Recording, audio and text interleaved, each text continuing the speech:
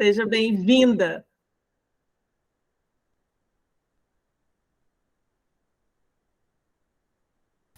Boa noite. Obrigada, Dani. Boa noite a todas e a todos. Muita paz e Boa alegria. noite. Graças a Deus, mais uma noite de estudos.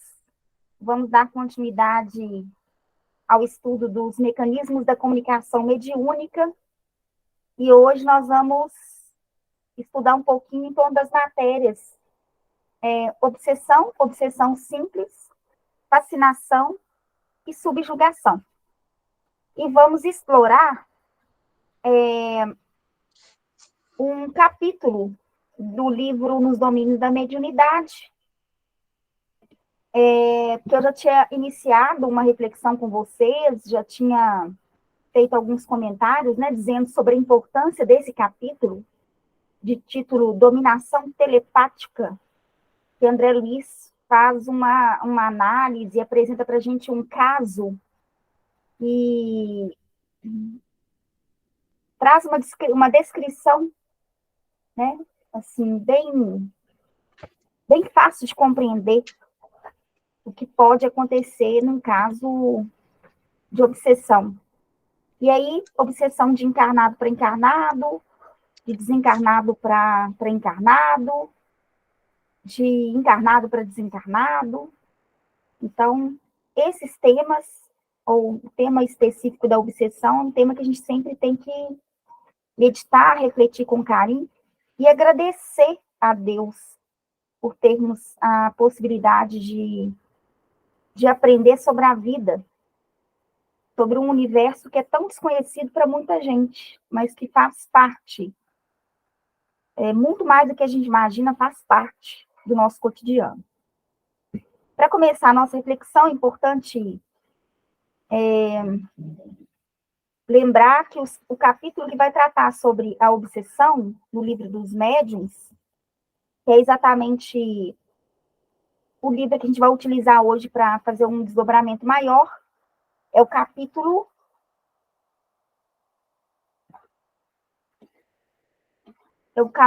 23, a segunda parte do livro dos médiuns, é o capítulo 23.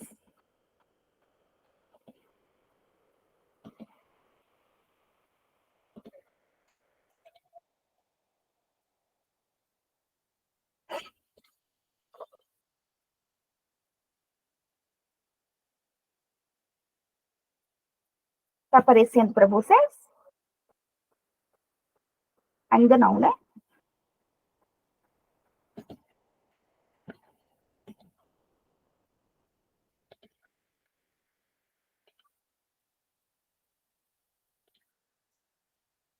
Cadê o trem, gente? Parar de compartilhar, eu vou compartilhar de novo.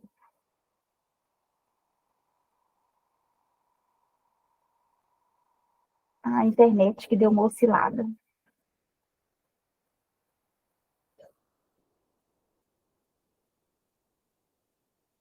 Está aparecendo alguma coisa ou não? Não? Está aparecendo a foto da Inês.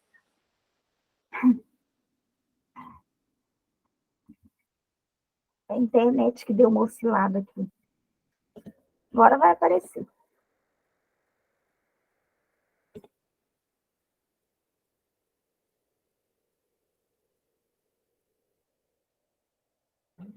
Vocês estão me ouvindo bem? Então, vou continuar falando até o Google Meet resolver transmitir, apresentar a tela para vocês. Acho que agora vai. Olha, gente, começou anota, a aparecer já. Isso. Lentamente, vai, né? Anota, por gentileza, esse capítulo. Dá uma lida nele com atenção, por favor. Porque é óbvio que 1h30 não dá para a gente ir. 1h30 ou 2, nem sei mais. É tanto curso. É 2 horas ou 1h30?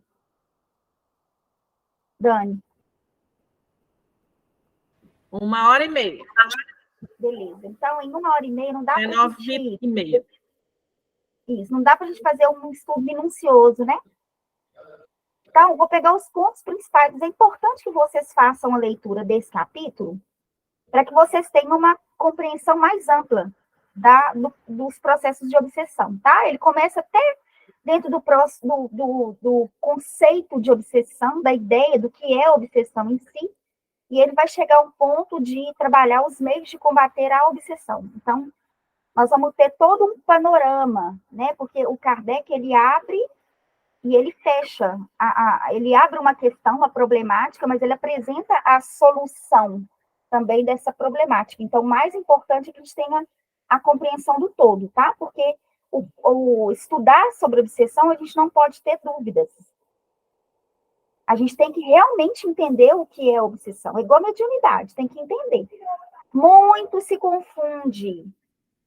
Muitos equívocos nós temos a respeito da mediunidade. Então, é importante se conhecer partindo da base.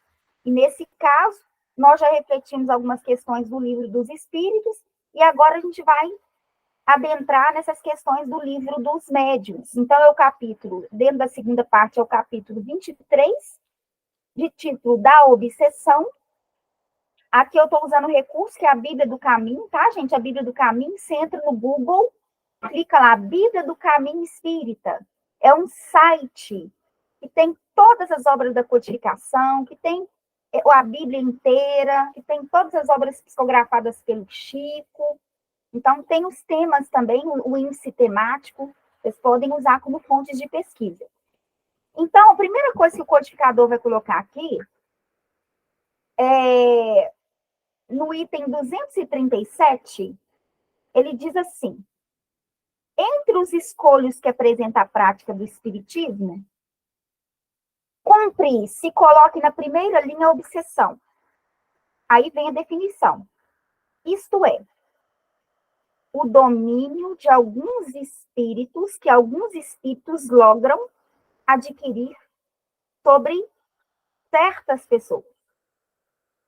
Por que será que o codificador coloca sobre certas pessoas e não sobre todas as pessoas?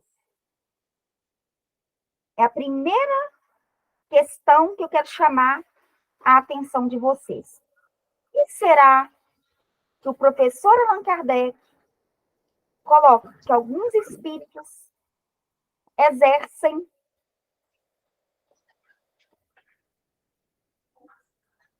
um domínio sobre certas pessoas, tá?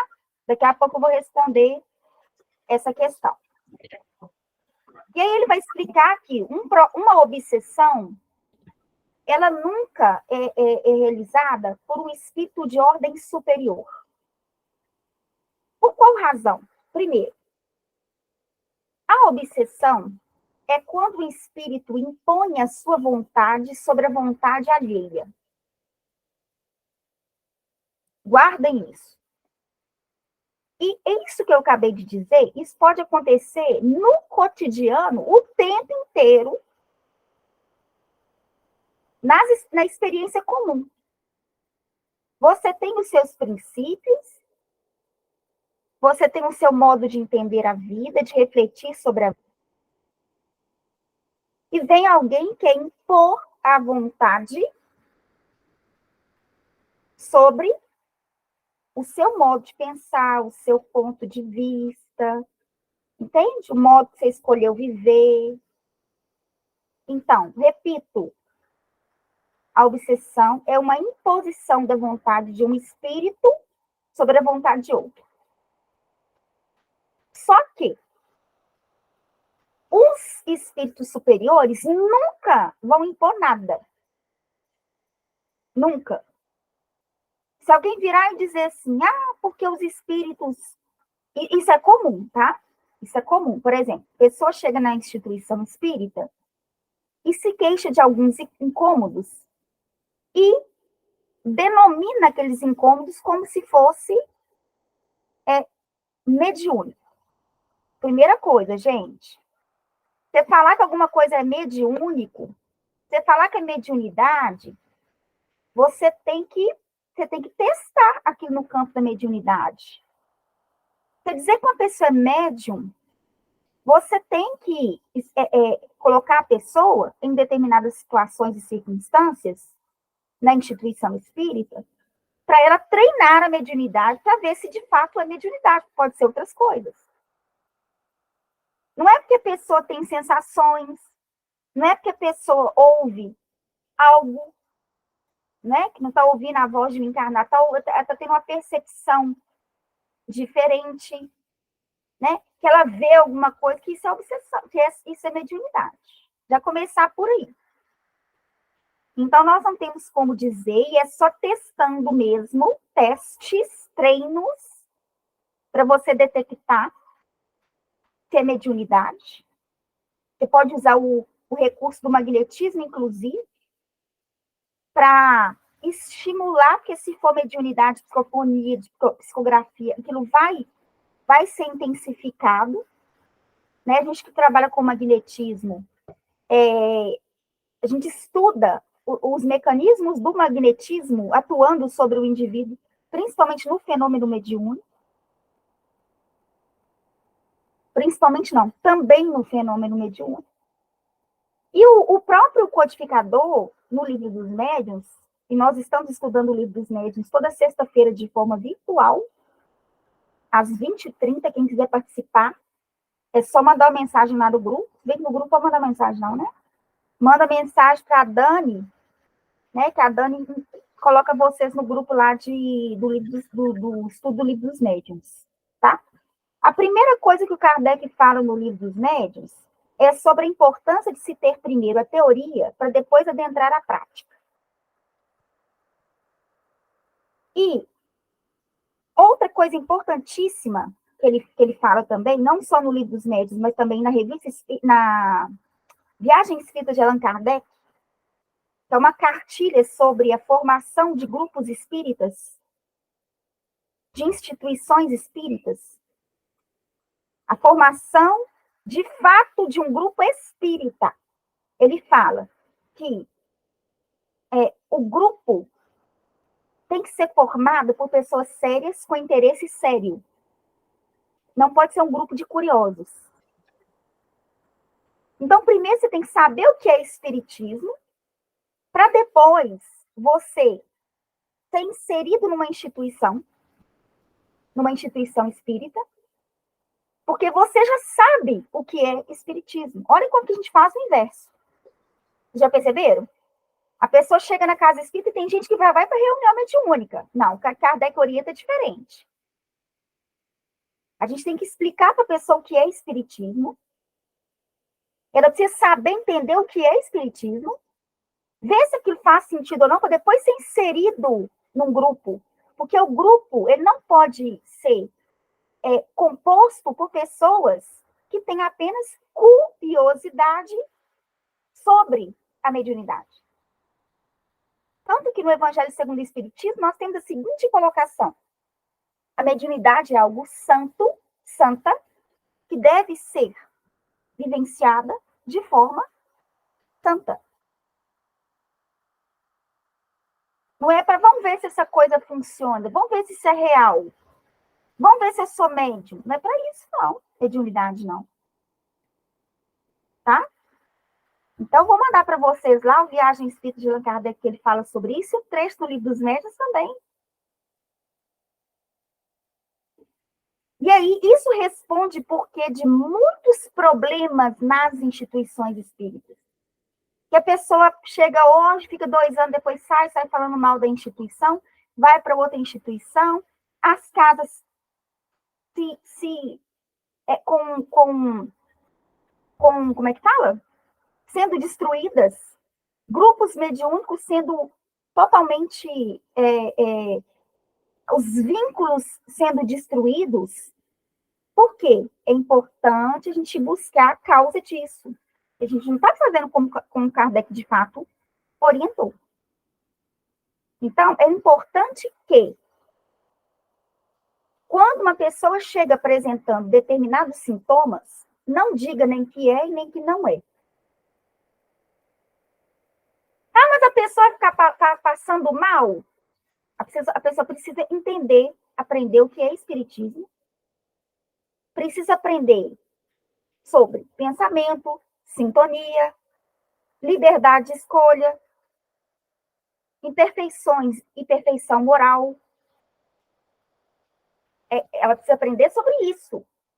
Isso é o mais importante. Entender a realidade da vida. E partindo do entendimento da realidade da vida, ela vai começar a, como diz Jesus, a vigiar as portas do coração e do pensamento. Vigiai e orai, porque o espírito está pronto, mas a carne é fraca. O espírito na carne se torna fraco.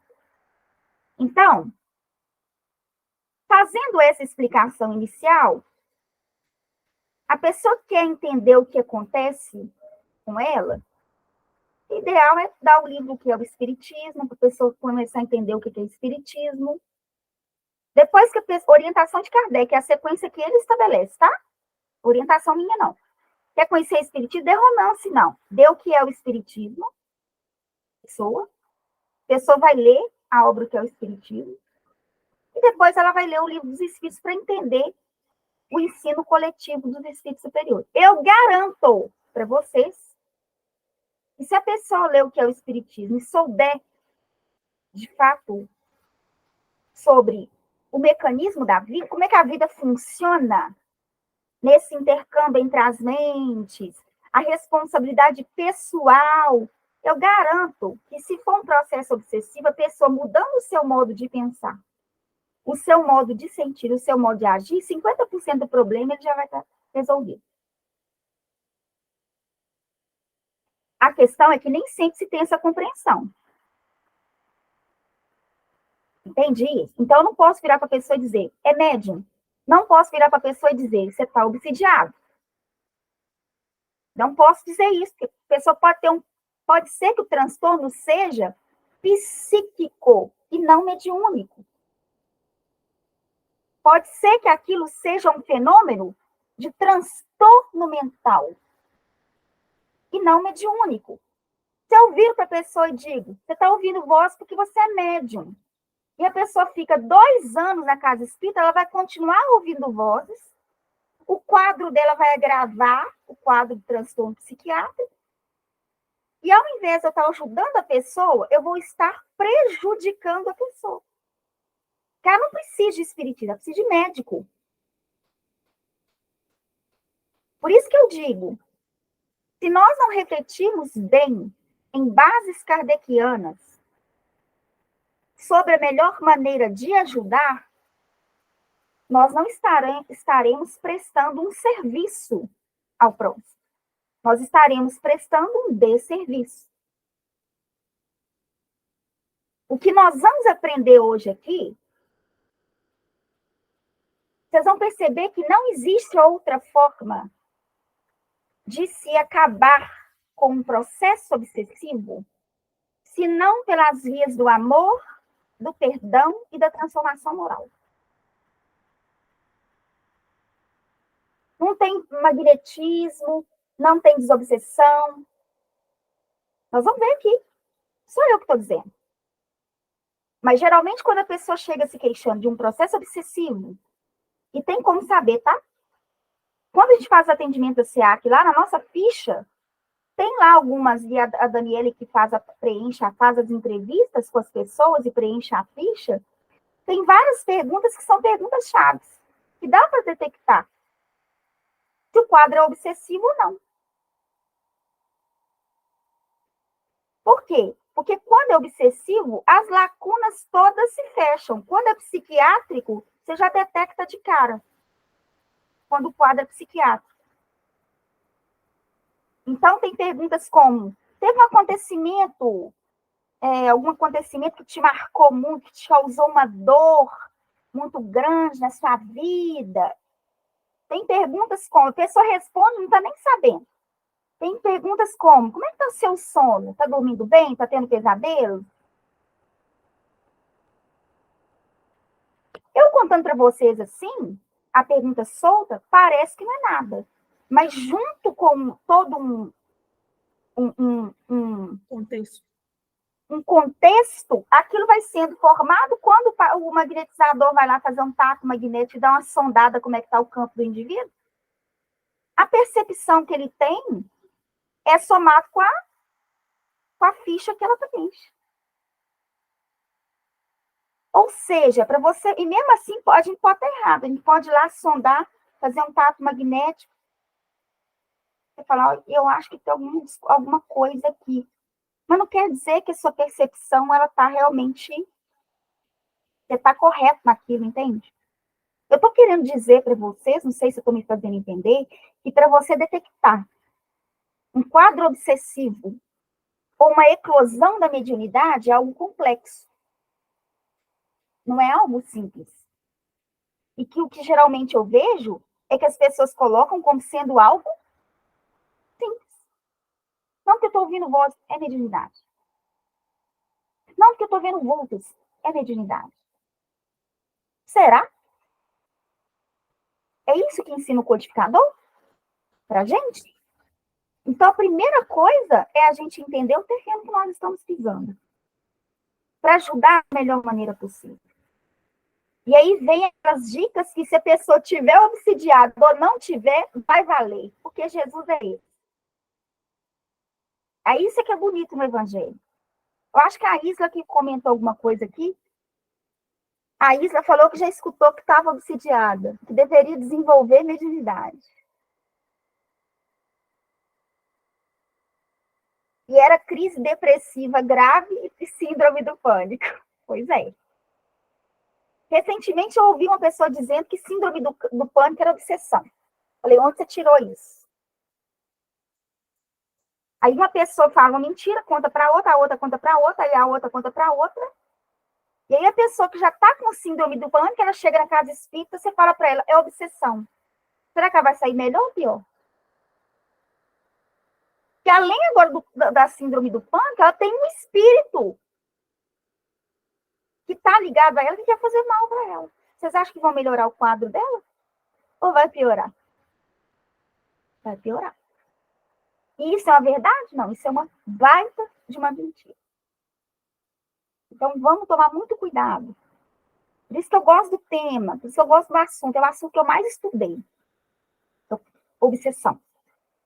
Que é um assunto que eu acho que todo mundo tem que estudar. Para ter senso crítico. Para ficar esperto com o que ouve.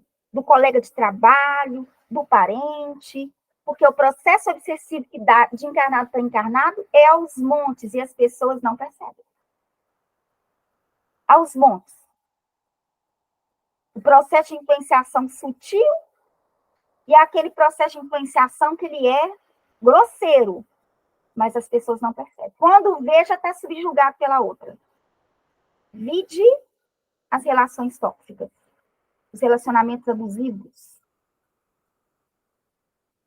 E por aí vai. Né? O que é um relacionamento abusivo, senão uma obsessão de um encarnado por um encarnado? Que começa de forma sutil. E aquilo vai se agravando a ponto de fato, subjugar o outro.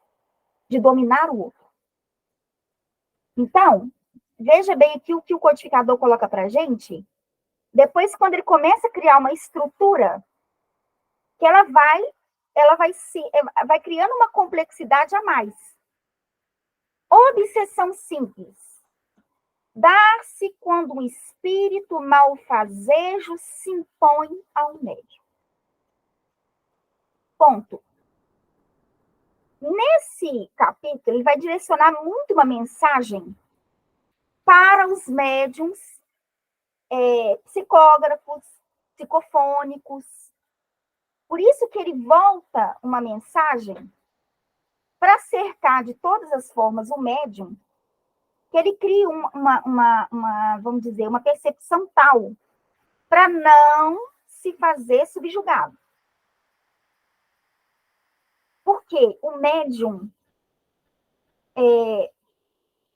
todo médium está sujeito aos processos de obsessão. Todo médium. Tá? Eu estou falando médium com compromisso na mediunidade. Né? O médium psicofônico, psicógrafo, todo médium. Ele ele está suscetível a isso. E nós vamos entender por quê. Né? Porque as questões morais do médium, as imperfeições do médium. Mas tem um outro componente, porque isso aqui, aí a pessoa fala assim, não, então eu não sou médium, eu não tenho risco de sofrer um processo obsessivo. Não, isso aqui é relativo a todo ser humano. Se você é um ser humano que pensa, você está sujeito a passar por processos obsessivos. Bastou pensar. Por quê? Vou dar uma pausa aqui para ficar com a tela maior. Por que isso? O que é importante a gente saber disso? Por quê? O mecanismo de sintonia se dá pelas vias do pensamento. A mediunidade começa quando? A mediunidade começa lá desde que o ser humano, o Homo sapiens, ele passa a ter pensamento contínuo. Em pensamento fragmentado, não se tem uma mediunidade nos animais, inclusive o Kardec trabalha isso, no livro dos médiuns, mas é embrionária. Muito embrionária. O ser humano, como a gente tem um pensamento contínuo, a gente projeta o pensamento, isso cai no fluido cósmico e se conecta a pensamentos que estão na mesma sintonia. Pronto, estabeleceu o fenômeno mediúnico. Né? Analisando a mediunidade como sendo sintonia, definição de Emmanuel. Mediunidade é o quê? Sintonia. Poderíamos substituir a palavra mediunidade por sintonia? Sim. Aí ele fala, analisando a mediunidade como sendo sintonia, está no livro Pensamento e Vida, tá? A obsessão é o equilíbrio de forças inferiores que se retratam entre si. Se a mediunidade é o equilíbrio de forças superiores, a obsessão é o equilíbrio de forças inferiores. Mas duas palavras que a gente não pode esquecer. É força e equilíbrio. Por quê? Porque temos uma tendência a achar que o obsidiado é vítima. Não, o obsidiado é coadjuvante. É equilíbrio. É um processo de retroalimentação. É o semelhante que atrai o semelhante. Tá claro isso para todo mundo? Sim ou não? Perfeito? Então, se eu sou um ser humano comum, com o meu aparato cerebral funcionando bacaninha, eu, a todo momento, vou pensando, jogando os meus pensamentos e alimentando pensamentos no fluido cósmico e entrando em sintonia constantemente. Isso é o que nos faz mais ou menos médiuns. Kardec fala no item 159 do Livro dos Médiuns. Todos somos mais ou menos médiuns. Todos, sem distinção.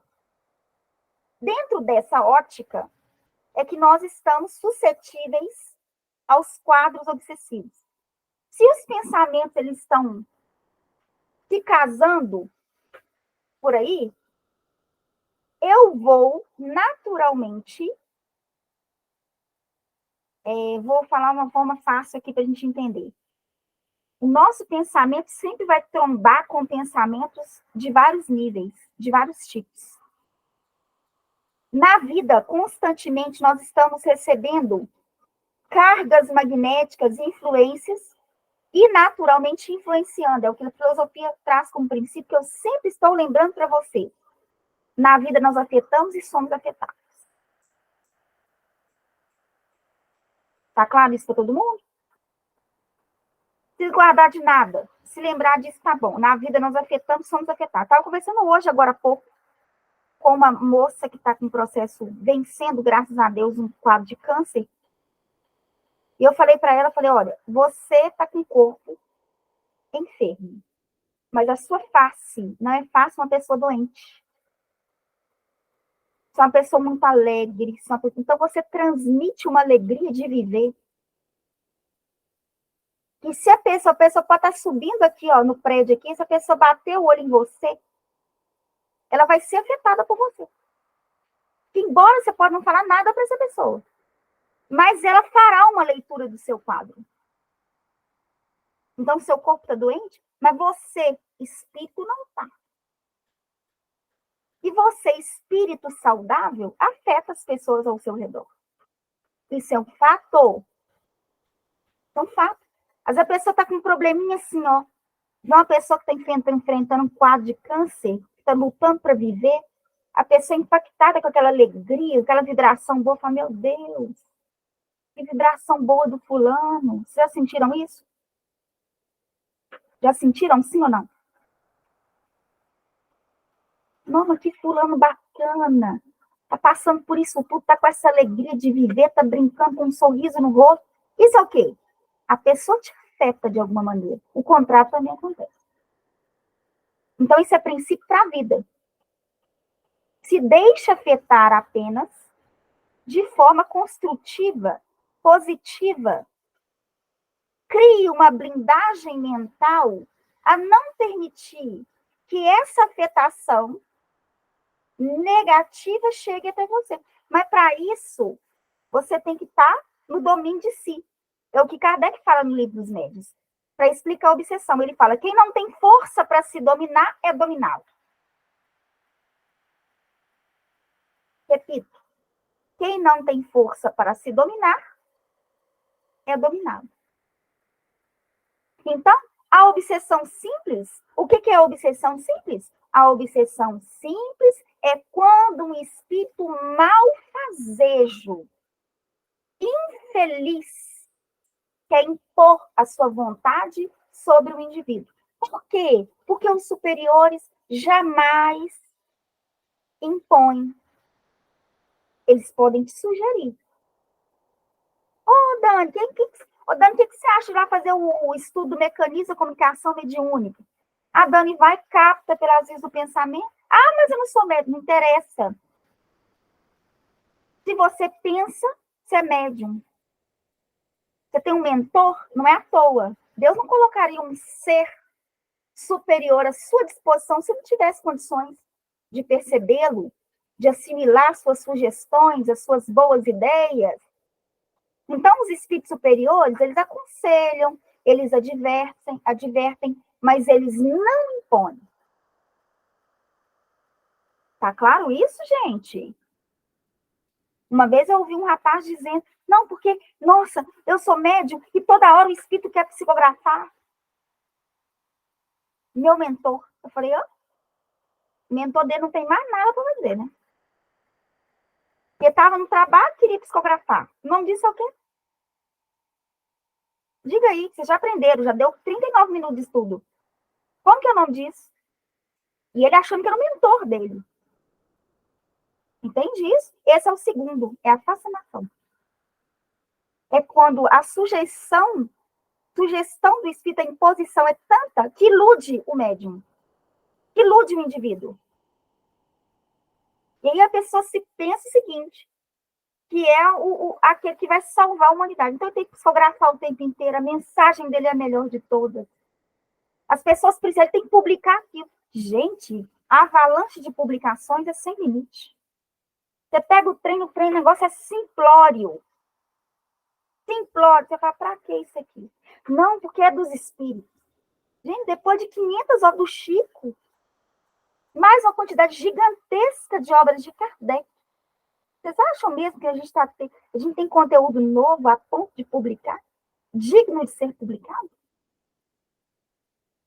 Vocês acham mesmo que a gente vai publicar alguma coisa superior às 500 obras do Chico? Então, a gente tem que repensar nas publicações. Porque não serve publicar qualquer coisa, não. Pode pegar na codificação. Não tem conteúdo inútil. Não tem. Vocês já viram isso? Ah, nós estamos precisando fazer caridade. Vamos publicar um livro. Não tem isso, não. Se vira, vai arrumar dinheiro para caridade de outra forma.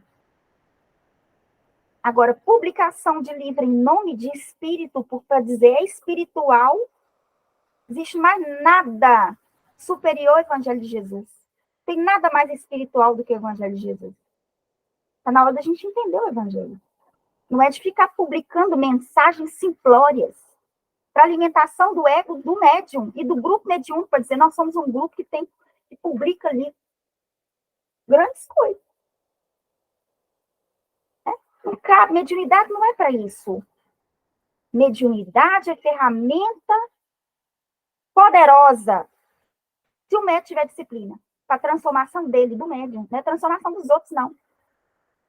Se o médium tiver disciplina e entender isso, que mediunidade é para moralização dele, é para transformação dele, não é para transformação dos outros. Aí sim, é ferramenta maravilhosa. Não é para transformação dos outros, né? Não sei se eu me fiz entender. Quando o Chico psicografava as obras, o Emmanuel dizia, vai estudar o que você psicografa. Ele, no Pinga Fogo, pode observar as respostas que o Chico dava. Respostas doutrinárias. Doutrinárias, em perfeita sintonia com a codificação kardeciana. Em alto nível filosófico. Nada de religiosismo barato, de fé cega, nada. De uma capacidade, um respeito, um amor às pessoas que formulavam as perguntas para ele, que era uma coisa de emocionar. Por quê? Porque era um médium bom. Entendi isso? Não era um bom médium, era um médium bom. Um bom homem, um bom espírita. Então, a obsessão simples é a imposição que o espírito faz, né? É o desejo de impor uma vontade sobre a pessoa. A fascinação é quando o espírito, aí já é um quadro já mais grave. A consequência disso é mais grave. É a ilusão produzida pela ação direta do espírito sobre o pensamento. Gente, sempre, a parada é o pensamento. Guardem isso que é importante. É pelas vias do pensamento. Nós precisamos vigiar o nosso modo de pensar. Ainda que um pensamento nos venha, fique de olho nele, mas não alimente aquele pensamento se você considera que ele é um pensamento perverso, inferior, derrotista. Veja bem, nem quando nós estamos com o argumento de transformação moral, hein? Transformação moral, análise sobre si, autoanálise. Não se enveredar por um pensamento derrotista de menos-valia é porta aberta para a obsessão. Porque tem gente que acha que ficar assim, minha máxima culpa, se torturando, se martirizando, sem buscar as causas do comportamento. Tem gente que acha que isso aí é válido, que é transformação moral. Rigidez, seja rigidez, não. É porta aberta para a obsessão. Porque eu não conheço ninguém que se auto-tortura, né, se dizendo, eu não poderia ter feito isso. Por que não poderia ter feito isso? Mas eu sou espírita há tanto tempo fazendo isso. Mas por quê? Você se sente uma pessoa especial, superior? Você acha que é melhor que o resto da humanidade? O que os espíritos fazem com um pensamento desse? Isso mesmo. Que absurdo! Você é espírita até hoje fazendo isso. Eles nadam de braçada, gente.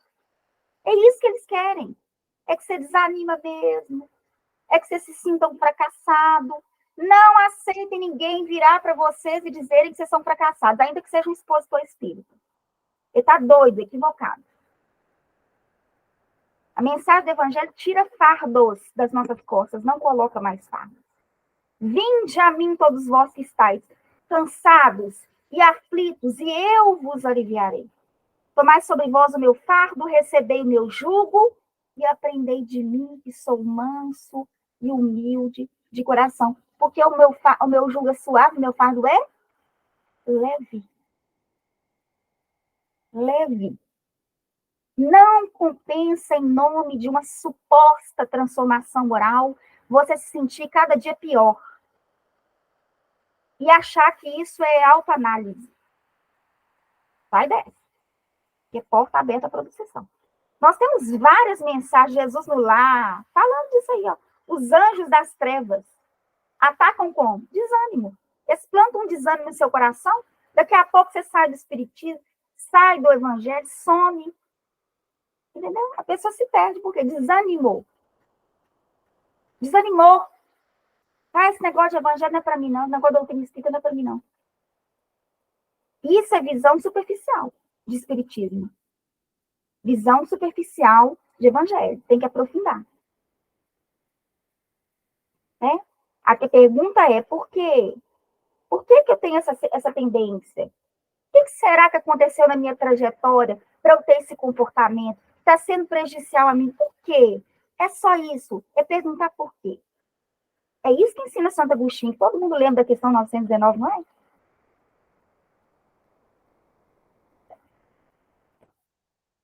Se a fé for sincera, a prece sincera, pedir a Deus de fato, para Deus mostrar para a gente. Não fala Deus, mas não é Deus não, né, gente? São os benfeitores espirituais, né? A vida, mostrar para a gente qual que é a raiz das nossas questões, essa prece será atendida. Agora, repito, se você está estudando evangelho, está se sentindo pior, você está estudando doutrina espírita, se sentindo pior, está com culpa, está lendo errado.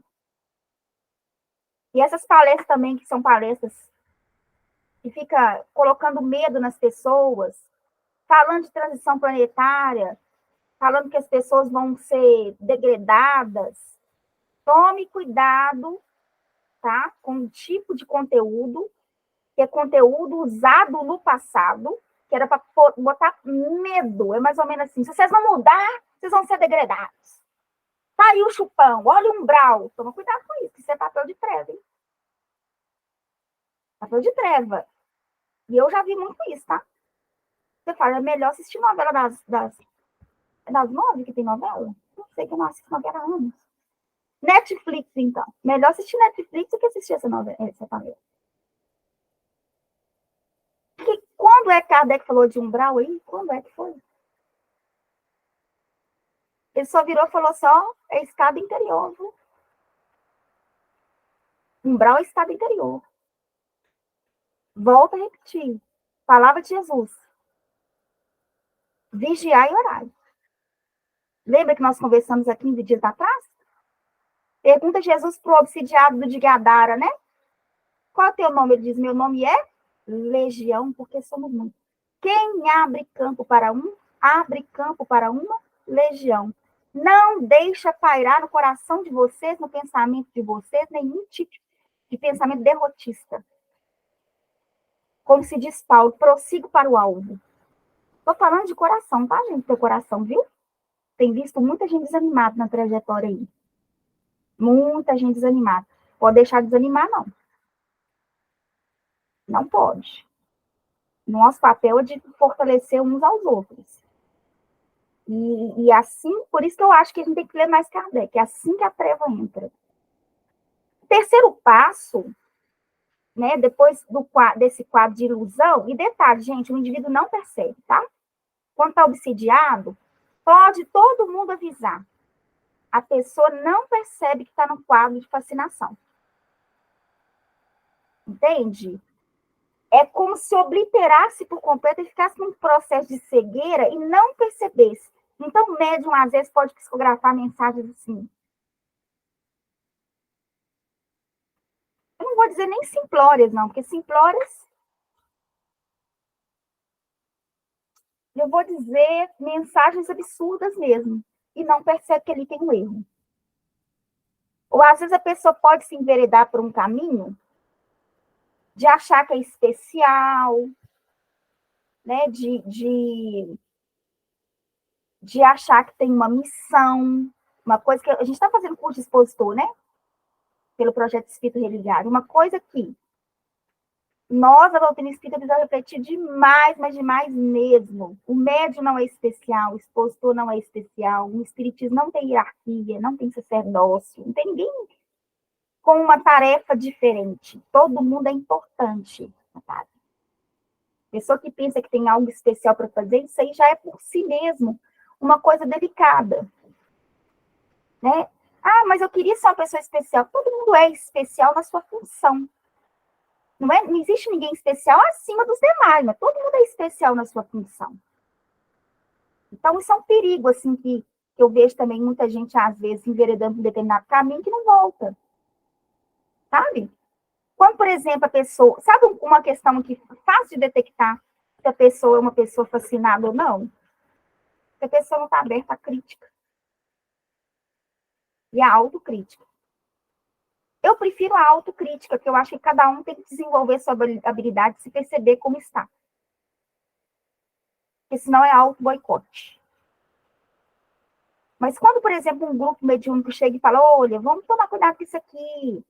Quando uma pessoa, um coordenador da tarefa, fala assim, olha, por exemplo, coordenador do departamento doutrinário, dirigente de reunião pública, por exemplo, vira para o expositor ou para a expositor e fala, olha, vamos observar isso aqui melhor. Se não tem espaço para a crítica, é delicado. É um ótimo sinal para perceber se a pessoa tem abertura ou não. Às vezes não tem nem perfil. Fez uma observação com fundamento e a pessoa nem parou para pensar sobre aquilo, está fascinado, se sente superior demais, se sente bom demais. E uma das primeiras coisas que a gente aprende numa tarefa é, você tem um coordenador, é para isso, o coordenador ele deve ser mais experiente que você. Se não for, tá errado, tá? Porque tem gente, às vezes, que naquela brigaiada de coordenação em casa espírita, às vezes a pessoa pega uma tarefa de coordenação, você tem experiência, às vezes a pessoa é colocada ali sem ter experiência, o coordenador é aquele que tem mais experiência do grupo. Quando eu falo experiência, é kardeciana mesmo. Na experiência de carteirada, tem 20 anos que eu estou aqui, quer dizer nada. 20 anos. Se está 20 anos do mesmo modo, quer dizer nada. Mas tem que estar 20 anos em processo progressista, constante. Um mecanismo de progresso. Eu tenho que a cada ano estar melhor. Né? Se é, por exemplo, em departamento doutrinário, em comunicação, cada ano eu tenho que estar melhor no que eu faço. Porque senão não justifica. E, ao mesmo tempo, eu preciso estar aberta para uma crítica dos meus superiores. Superiores da tarefa, tá? Mas superiores da tarefa. E se eu estou aberta para isso, para ouvir, bacana, sinal que eu estou maleável, que eu quero melhorar. Se a pessoa não aceita crítica, não é crítica infundada, não. Eu volto a repetir. Entendi isso? Ser coordenador de um magnetismo, por exemplo. De uma equipe de magnetizador.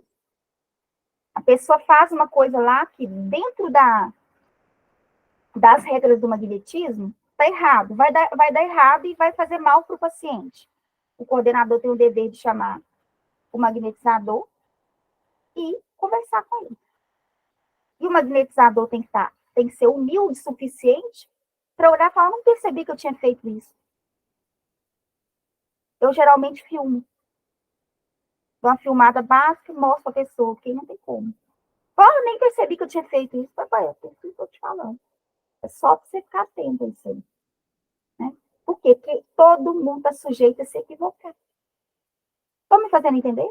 Sim ou não? Então, estamos refletindo sobre fascinação, tá? Agora vamos para a terceira fase, que é mais complexa, que é a subjugação. A palavra subjugação já diz, né? Sub, debaixo do jugo. Subjugação. É uma constrição que paralisa a vontade daquele que a sofre. E o faz agir sob seu malgrado. Então, vamos lá, recapitulando. A obsessão simples é quando um espírito malfeitor quer impor sua vontade sobre a vontade sobre o médium, sobre a pessoa. A fascinação é quando o indivíduo se encontra num processo de ilusão. Tá? Ele já fica sério. A subjugação é quando a vontade do espírito impera sobre a vontade do outro. Já não é uma sugestão assim, faça isso ou faça aquilo. Não. Eu vou fazer mesmo contra a minha vontade. Por quê? Porque já existe um império ali. Ah, mas que injusto. Não, injusto não. Porque a obsessão, ela sempre começa simples, fascinação e subjugação. Ela nunca começa como subjugação. Por isso que é necessário sempre a gente desenvolver um senso crítico em relação a nós mesmos, a tal ponto de você mudou um pouquinho o seu comportamento ou o seu humor, você fala, peraí, deixa eu ver aqui, o que aconteceu comigo? Dormi bem? Aí você começa a avaliar. Dormi bem essa noite? Peraí, por que eu tô assim? É o quê? Cansado? Não, peguei um trânsito danado, né? Então justifica a irritação. Mas vou ficar atento. Se andou tudo, não tem nada, você fala, vai com essa irritação para lá. Aí você pega um livro, faz uma leitura, você vai fazer uma prece, você vai tomar um banho, deixa a água cair bastante, tipo uma lavagem, Senhor do Bonfim. Tem coisa melhor, um passo melhor que um banho? Consciente, tá? Não é aqueles banhos que a pessoa toma pensando em outra coisa, não. Tem que aprender a tomar banho de forma consciente. Escovar dente de forma consciente, comer de forma consciente. Tudo de forma consciente. Achei bacana demais. Hoje eu vi uma mensagem, o indivíduo postou lá. Deixa eu ver se ele está aqui. Não sei se ele está aqui. Rogério Mascarenhas. Ele postou assim, interpretação de texto atual. Aí tinha um texto do indivíduo vendendo bolo com todas as descrições certinho. Vendo bolo, o pedaço é tanto, o sabor é tal. E aí embaixo, a pergunta da pessoa que recebeu a propaganda do bolo. Quanto é o bolo? Qual que é o sabor que tem? Ou seja, ninguém leu bulufas da mensagem. Tá assim ou não tá?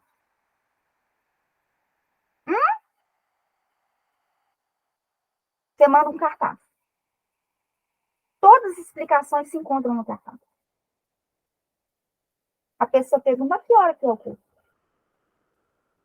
Tá em negrito, assim, todo tamanho no cartaz. Só você ampliar e ler. Mas que dia que é? Começa quando? Tá tudo lá.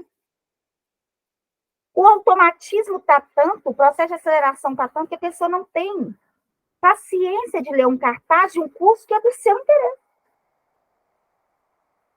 Depois a pessoa pergunta por que as coisas estão como estão. O povo está doente como está. E aí põe culpa em Deus, no karma, na transição planetária. Não, gente. É falta de paciência. Lê a porqueira do cartão. Com vontade de falar. Já aconteceu com vocês? Você mandar uma mensagem completinha, você fez maior capricho a mensagem, e a pessoa mandar um tanto de perguntas sobre... Dá vontade de replicar, não dá? Atenção. O nome disso é atenção. Atenção para as coisas. Atenção para si mesmo. Atenção ao pensamento. Atenção para o estado de humor.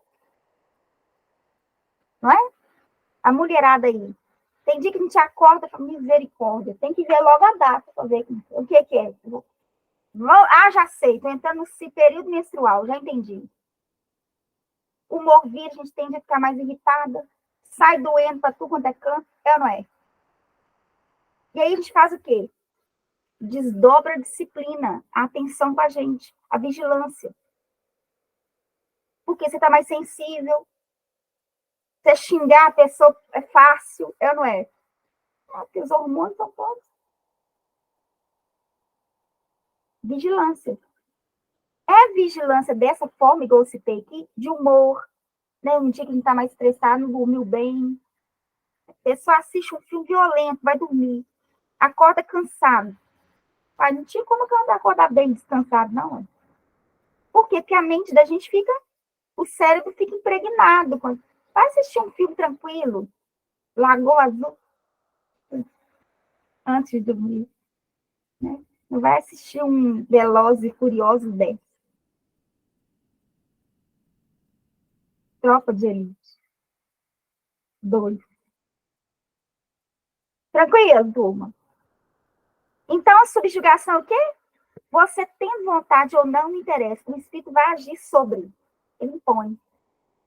E aí nós temos quadros dos mais diversos. O Kardec ele tem uns casos muito interessantes de um indivíduo que estava tão obsidiado, fascinado mesmo, muito obsidiado, subjugado, que o espírito, para fazer ele passar bastante vergonha, fazia ele ajoelhar na frente de mulheres e fazer declarações contra a sua vontade. Ele sentiu um impulso de ajoelhar. Isso é para humilhar. É para levar o indivíduo ao ridículo. Então, é bom lembrar que uma obsessão, ela começa de forma sutil. Entende? Começa sutil, sutil, sutil, se a gente não ficar atento, observar, não tomar cuidado, aí pronto. Tá aí, mas aí o Kardec vai e faz a pergunta que ela é funda, que ela é para resolução. E eu vou fazer leitura que depois a gente vai fazer uma reflexão em torno dos domínios de unidade. Kardec pergunta assim: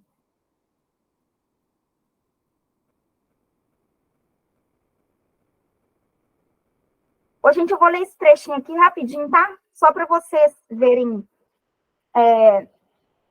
como que pode se reconhecer a obsessão. Aqui ele está falando de um médium especificamente, né? Sobre a escrita e tal, mas isso pode ser aplicado na condição de qualquer ser humano, tá? Persistência de um espírito em se comunicar, ou persistência de um tipo de pensamento, um padrão mental. Tá dando para vocês verem aí? Tá, né? Tá?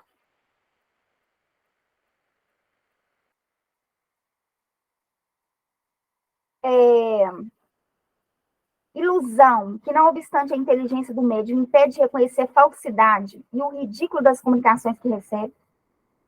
Ou, por exemplo, o ridículo de uma sugestão, tá? Instigando você a pensar que você é uma pessoa diferente, especial, superior.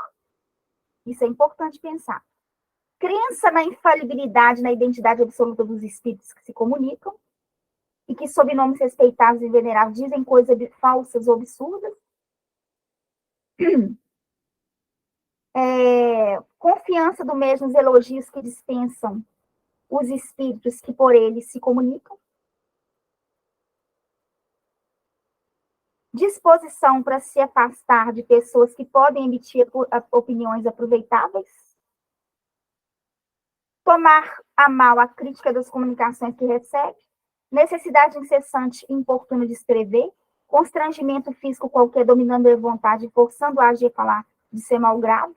Rumores e desordens persistentes ao redor do médium, sendo ele de tudo a causa ou objeto. E aí ele faz a seguinte pergunta.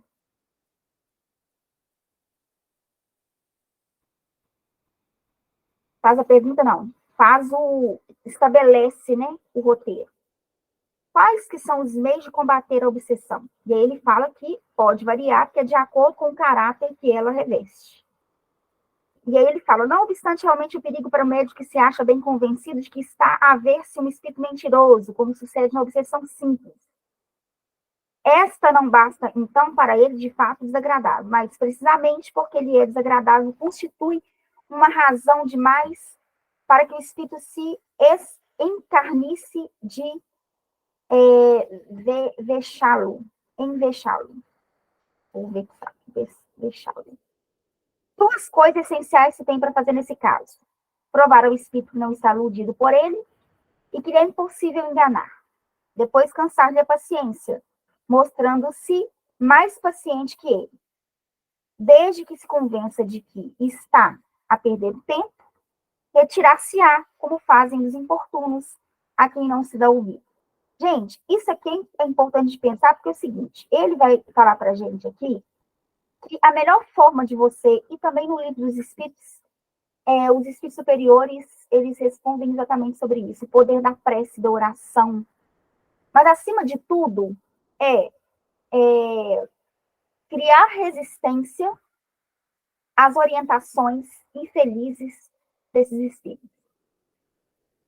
Então, a primeira coisa, se eu percebo que uma sugestão me é prejudicial, o que eu preciso fazer? Resistir e entender os motivos pelo qual eu não devo ceder àquela sugestão. Lembra de Jesus lá na tentação do deserto? Que eu compartilhei com vocês aqui? A cada sugestão infeliz, ele respondia mostrando os motivos pelo qual ele estava rejeitando aquela sugestão. Isso é o quê? E o que é o importante é a gente ter a convicção do porquê fazer ou não fazer determinadas coisas. Tá claro para vocês isso? Se eu convido o João para cometer um delito comigo, o João tem que saber o porquê. Não que eu vou me comprometer, eu vou prejudicar pessoas, eu vou causar um dano social. Ele precisa estar convicto do porquê não deve fazer determinadas coisas. Isso é básico. Se eu não sei, eu preciso saber. Por quê? Porque no Espiritismo é assim, você pode, você é livre, você fazer o que você quiser. Nós não vamos encontrar uma obra dizendo, pode isso, não pode. Pode aquilo, não pode. Aqui é a filosofia da maturidade espiritual. Doutrina espírita.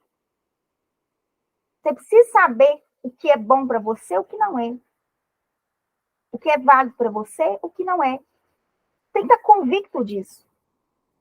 É só assim que se vence a obsessão. E cansar. Cansar. O espírito. Aí vai durar quanto tempo? Depende. Você sabe qual que é o vínculo que você tem com essa entidade, com esse espírito? Você sabe se você lesou esse espírito em algum momento? Você sabe quem que é a vítima?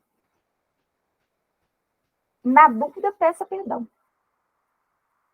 Ô, meu amigo, você me perdoa se eu te causei mal, se eu te fiz mal. Estou numa fase que eu quero resolver minha vida. Quero aprender, quero crescer como pessoa, quero melhorar como pessoa. É a honestidade, é a perseverança no bem. É você estabelecer uma meta. E eu também não vejo também cura de obsessão sem estudo do evangelho, tá? Por quê? Porque a doutrina espírita informa a gente. Está informando aqui sobre os quadros de obsessão. Mas só o evangelho transforma os nossos valores. A doutrina espírita informa, o evangelho transforma.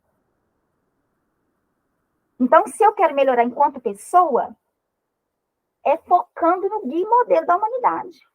É aprendendo com Jesus a viver. Por isso que tem que falar para a pessoa, falar, olha, vamos participar do nosso estudo do evangelho, tal. Porque o evangelho cura a intimidade da gente. É isso que tem que se apresentar para a pessoa. Tá com a ferida aberta aqui, ó. Aí vem as moscas. Adianta você ficar tocando mosca? Não. Curar a ferida. Não adianta ficar tratando o efeito. Não trata de efeito é SUS. Tá doente, vai lá, trata o sintoma, o efeito. Qual que é a causa? O que me levou a me tornar uma pessoa enferma? Qual que é a causa da obsessão? Você tem causa. Nós vamos saber qual que é a causa? Não. Agora, a gente consegue quebrar uma questão de um quadro obsessivo, quebrar uma obsessão, eliminar ao longo do tempo, é pela constância no bem, é pela transformação moral. Entende? Agora, sem senso crítico não tem. Volta a repetir a fala do Kardec. Quem não tem força para se dominar é dominado.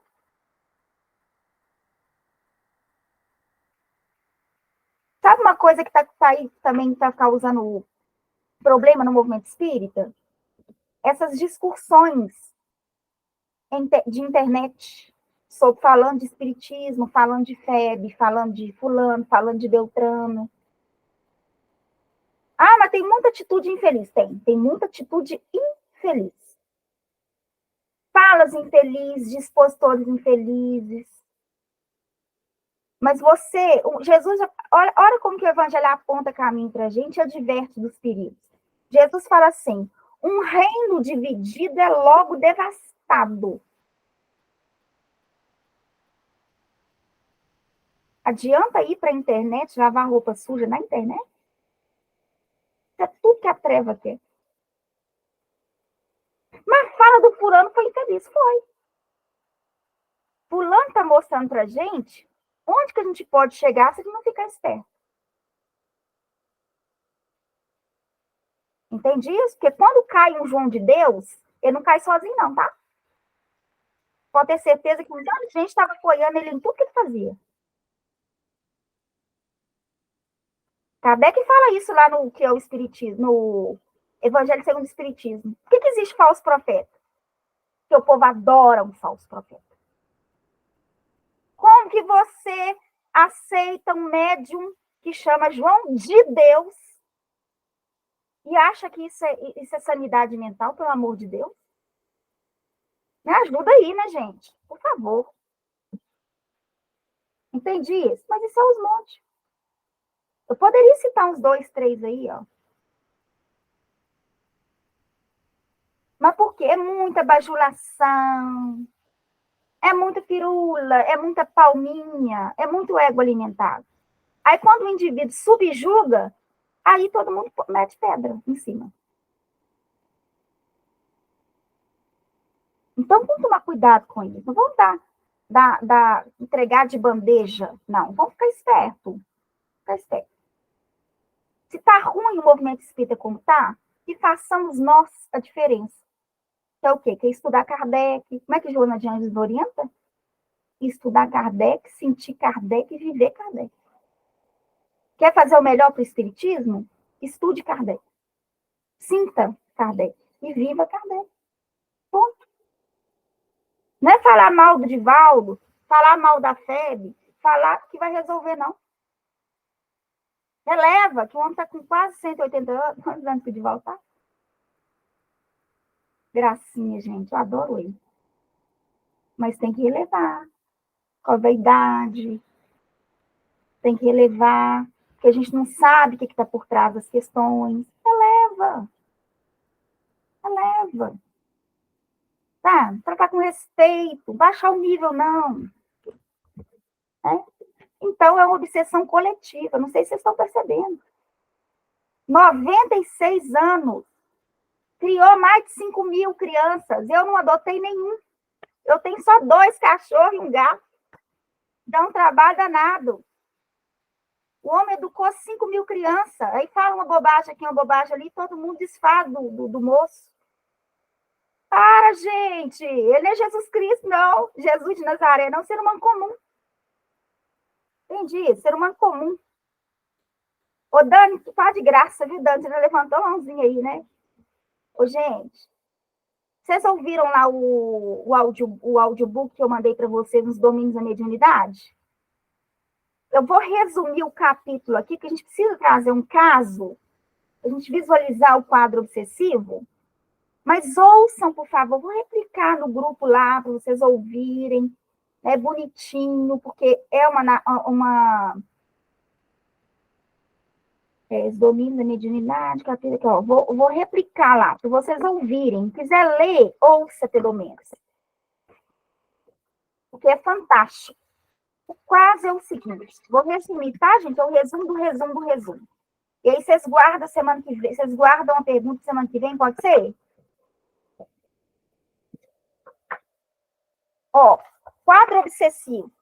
Quadro obsessivo era de quem? Era de um indivíduo chamado Jovino. Jovino. A esposa dele era Nésia, tinha 3 meninas. Então, a esposa, ela tinha as filhinhas para cuidar, mais a mãezinha doente, só que o esposo passava por um processo obsessivo. Mas aí que está a questão.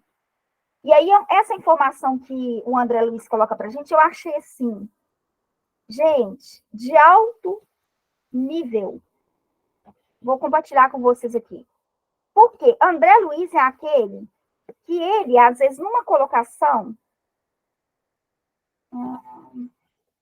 né, do domínio da mediunidade. Achei. Às vezes, uma colocação pequenininha, você fala assim, gente, isso aqui responde várias questões.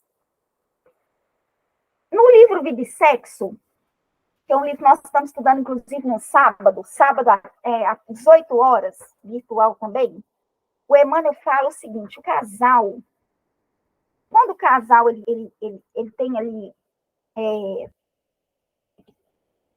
vinculações mesmo, assim, quando ele tem um tempo de relacionamento, passa a existir entre o casal, uma corrente magnética.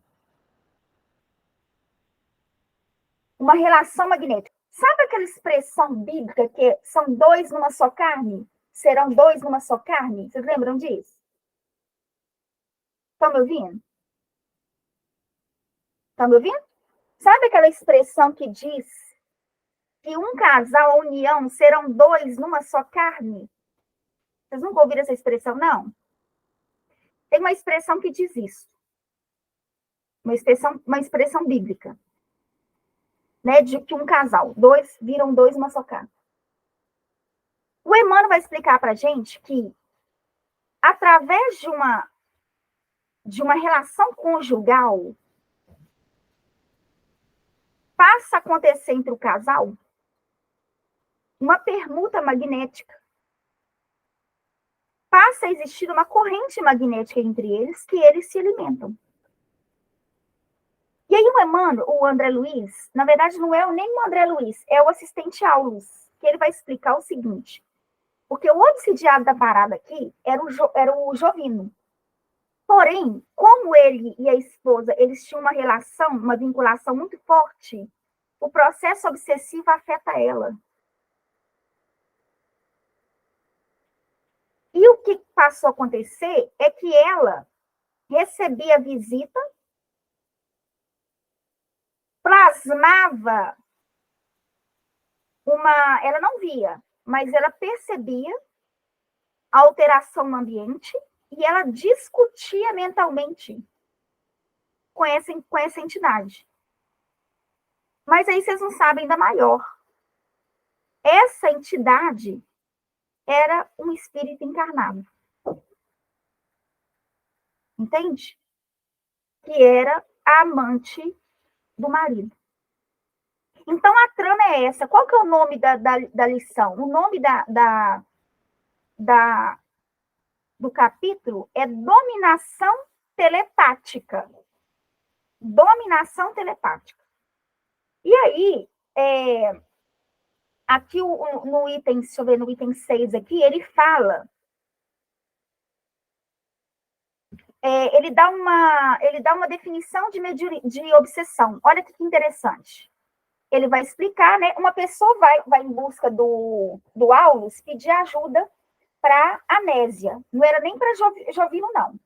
A pessoa boa da história era a Anésia. Ela estava sendo prejudicada por causa do Jovino. E aí, o que acontece?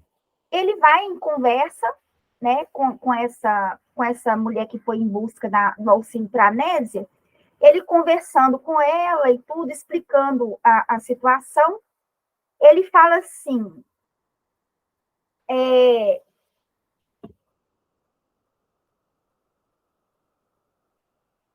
sabemos que a obsessão entre desencarnados ou encarnados, sob qualquer prisma em que se mostre, olha aqui, ó, presta atenção nisso aqui, gente, é uma enfermidade mental reclamando, por vezes, tratamento a longo curso. Lembra quando eu falei lá no início que a pessoa tem que chegar, a pessoa tem que conhecer o espiritismo, entender um pouco melhor sobre a vida, participar do estudo do evangelho. Porque as raízes da obsessão, ela é mais funda. Não é a tombada que a gente dá no espírito e pronto, não. Existe ligação. É isso que ele mostra no decorrer. É o questionamento que ele faz é exatamente esse. Não basta virar e dizer é uma obsessão. Mas, aí ele vira e diz assim, mas será que esse espírito vinculado a ele? Por quais razões que esse espírito está vinculado a ele? Que esse espírito está vinculado a ela? Ele começa a fazer uma reflexão em torno disso, mostrando para essa mulher que estava pedindo ajuda que a questão é mais complexa. Agora, o que eu quero chamar a atenção é para isso. Não adianta achar que é no estalar de dedos. Volto a repetir. Você pode pegar uma pessoa obsidiada, um caso grave, você pode desvincular o espírito pelas vias do magnetismo. A gente ensina isso no curso. Você pode cessar uma obsessão. Trabalhando só com técnicas dispersivas, específicas, no centro humeral da pessoa e no centro frontal. Você pode acabar um quadro obsessivo, obsessão pode.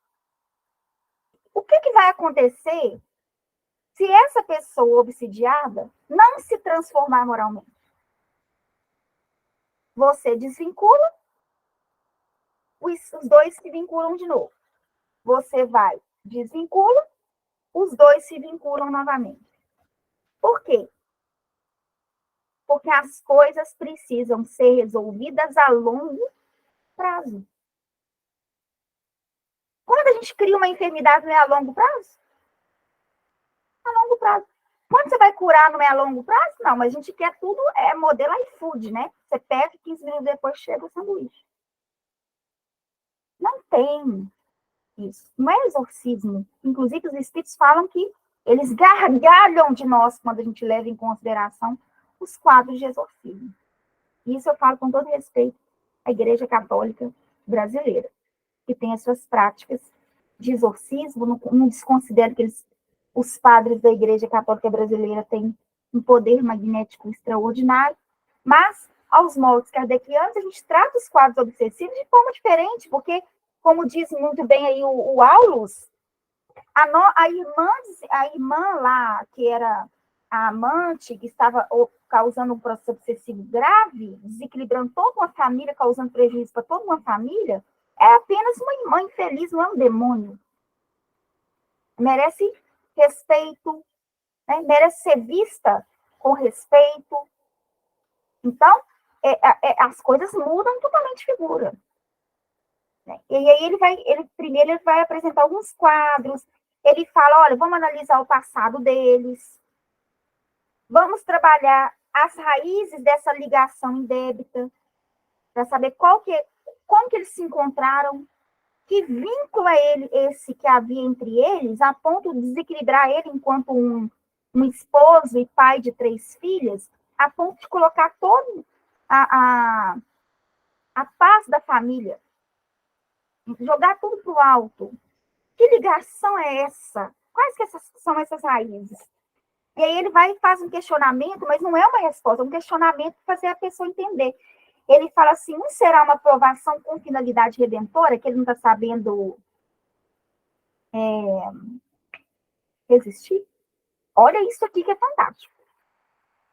Ah, então quer dizer que uma obsessão pode ser uma prova? Pode. Pode ser uma prova redentora. Entende? Que pode tirar do lugar comum e te promover uma experiência excelente enquanto espírito, desde que a gente saiba resistir. Vocês entenderam? Sim ou não? Quem já tinha pensado nisso, que a obsessão pode ser uma prova? Pedida pelo espírito. Geralmente só pensa que é vingança, né? Não, pode ser uma prova, pedida pelo espírito.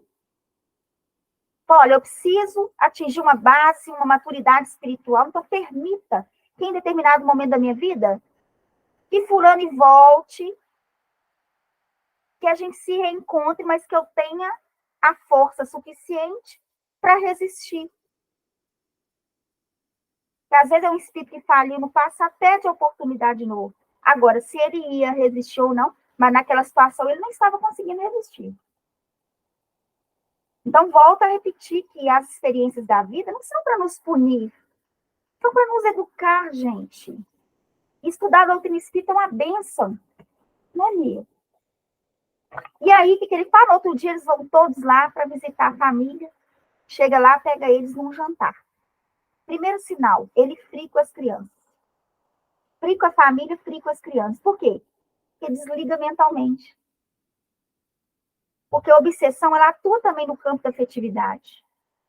A pessoa fica hostil, né? Já começa a olhar para a esposa ou para o marido com um olhar de indiferença, de ironia. Então, até na conversa, as meninas lá brincando, contando coisas da escola, ele frio. E a esposa percebendo. Acaba o jantar, ele senta para ler o jornal, e aí, quando ela observa, o que ele faz? Levanta e arruma para sair. Isso à noite. À noite. E ela pergunta para ele, você vai demorar? E aí ele pergunta por quê. E aí ela fala que para eles fazerem a oração, como de costume eles faziam, a oração. E aí vem o segundo sinal. Uma oração que era algo que era antes prazerosa ele fazer entre família, ele começa a ironizar. E aí começa a ridicularizar a oração, né, a falar se queixar contra Deus. E o argumento que ele dá, qual que é? Não vou demorar não, mas eu tenho negócios a fazer, eu vou numa reunião de negócios. Quando ele fala da reunião de negócios, aí eu queria chamar a atenção para vocês aqui, ó. 2 item 11, aqui, ó.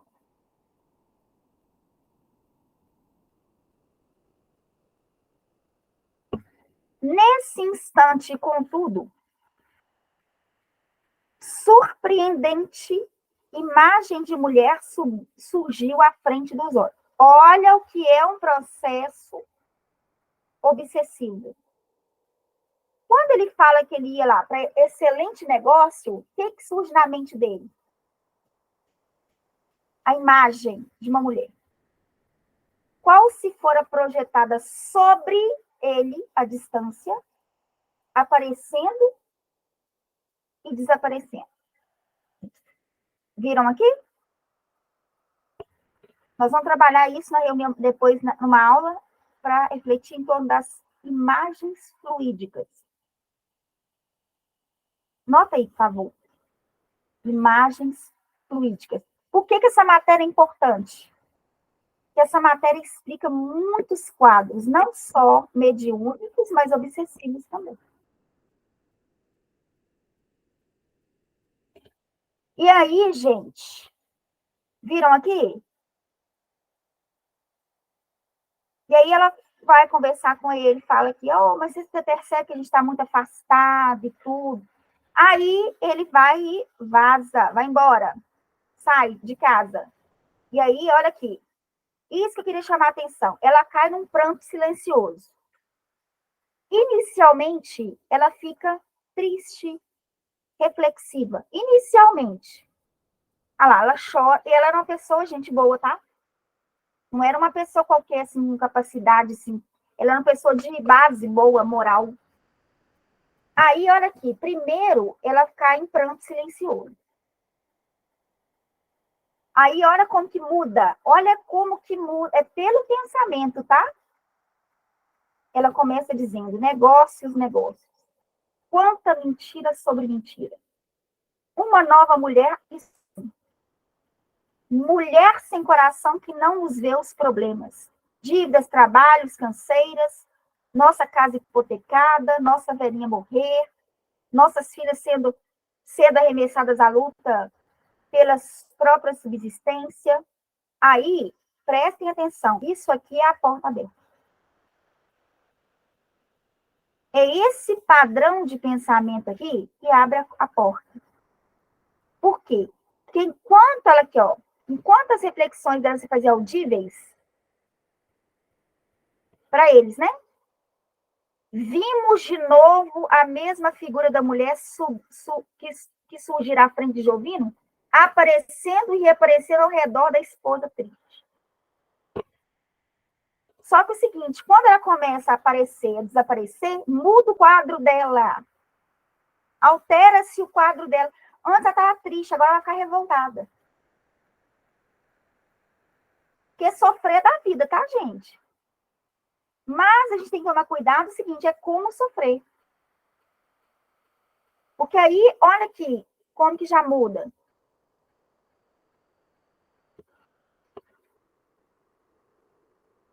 Como que a fustigar-lhe o coração com invisíveis estiletes da angústia. E aí, o que ela sente? Mal-estar. Não via, tá? Ela não via. Só que ela sentia. Olha lá. Assinalava-lhe a presença. Tribulação mental. E aí, gente, eu não vou falar, não, porque eu quero que vocês leiam isso aqui. Por quê? Porque ela praticamente ela vê com o perispírito e ela lembra dela, dessa mulher. Quando ela lembra, aí abre todo esse campo para um debate, uma disputa, um duelo magnético e mental entre as duas. O que eu quero chamar a atenção? Eu poderia ter pegado inúmeros quadros obsessivos para trazer um estudo de caso para a gente entender. Mas o que eu quero chamar a atenção aqui é o seguinte: a prova era de Jovino, não era de Anésia. Quem tinha que vencer esse processo era Jovino. Entende? Mas a questão era tão complicada, mas tão complicada, que dentro de um processo de invigilância da própria Anésia, ela também se vê prejudicada pela entidade, porque ela se liga à entidade. Entende? Ela adentra num universo que deveria ser apenas do Jovino. Porque quem estava traindo era ele. A atitude infeliz era dele. Por isso que eu acho esse caso extraordinário. E aí, gente, vai ter todo um desenrolar da trama, sabe? As duas começam a se debater e tudo. E no final ele fala sobre como seria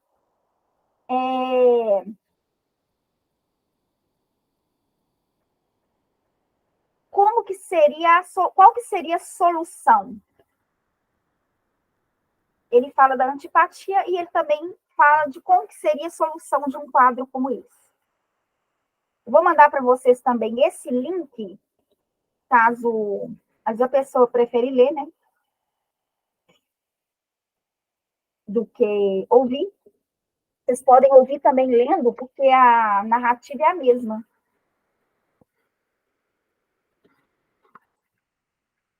Acabei de mandar no grupo.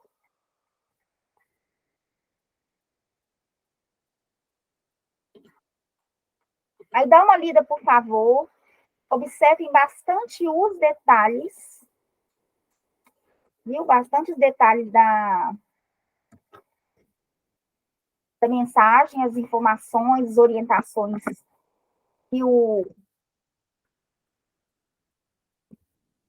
André Luiz passa, eu acho que vai enriquecer bastante. Porque quando a gente vê um caso específico assim, a gente consegue entender melhor.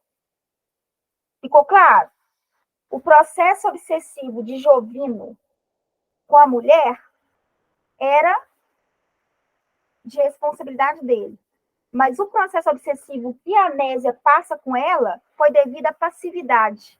Aquela fala do Kardec: quem não tem força para se dominar é dominado. Quantas pessoas não sofrem, às vezes, no lar, dentro do lar, que um parente tomou um caminho equivocado, uma atitude infeliz, está com companhias que não são boas, a gente entra naquele campo, naquele duelo agressivo, pernicioso, daqui a pouco a gente está a família inteira desequilibrada. Então, nesse caso, a família tem que se proteger. Se a pessoa está resistente, a família tem que se proteger. E pelo menos alguém tem que ficar lúcido, né? Na família toda. É isso, gente. Obrigada pela companhia. Se tiver alguma dúvida, vocês anotem aí direitinho. Semana que vem vocês formulam. Tá bom? Dani? Tá ótimo, Rose. Obrigada por hoje. E